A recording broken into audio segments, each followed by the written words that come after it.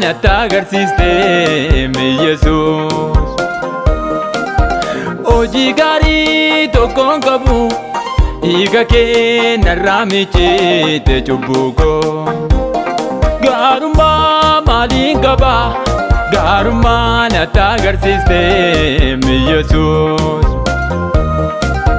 Hojii gaarii tokkoon qabu dhiiga kee narraa miicite cubbuu koo. Olii dhuftee nu bana baaste bilisummaa lubbuu naa laatte.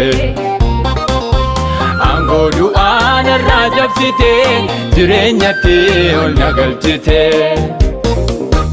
Olii dhuftee nu bana baaste bilisummaa lubbuu naaf laatte. Aangoo du'aa narraa cabsite jireenyatti ol na galchite.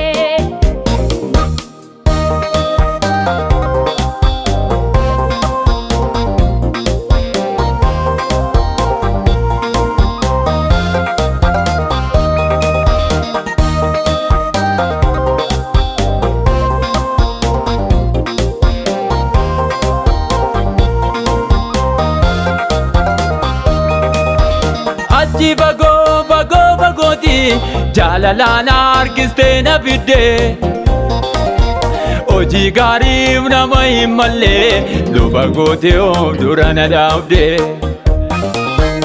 Achi bagooti jaalalaan harkistee na fidde.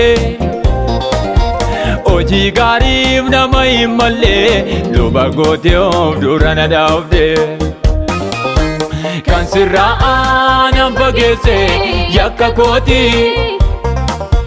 Ayyaanni kee na dhiyeesse manaan sitte. Kan sirraa aanan fageesse yakka kooti. Ayyaanni kee na dhiyeesse manaan sitte.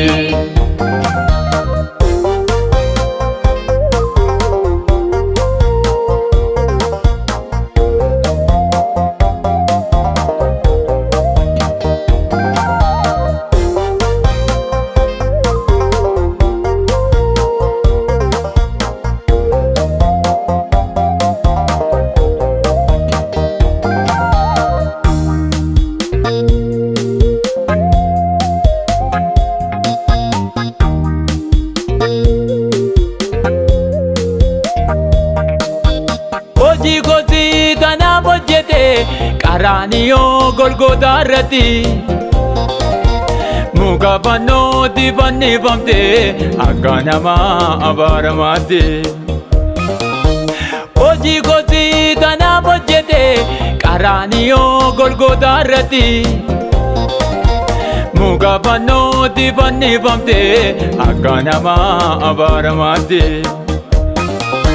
Dhiigni kee naaf dhangala'e bilisummaa lubbuu naa laatte.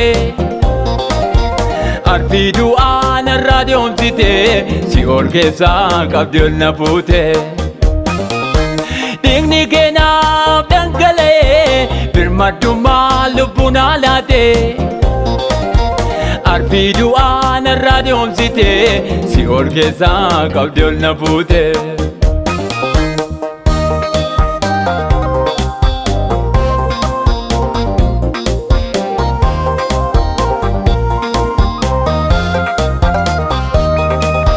Dhoqqee cubbuutti faalame dukkanaan marfametu hin jiru.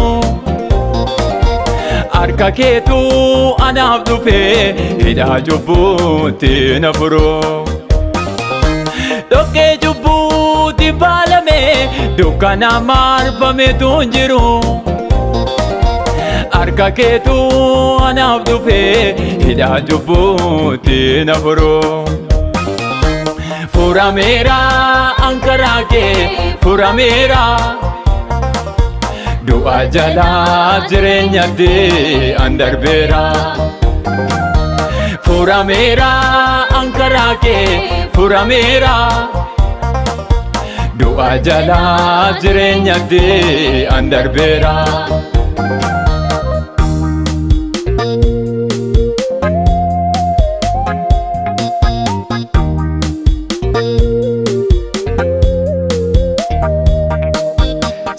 Sanyii baduu utuu ta'in sanyii jiraataa na goote Hafuura qulqulluutiin eenyummaa koo jabeessite Sanyii baduu utuu ta'in sanyii jiraataa na goote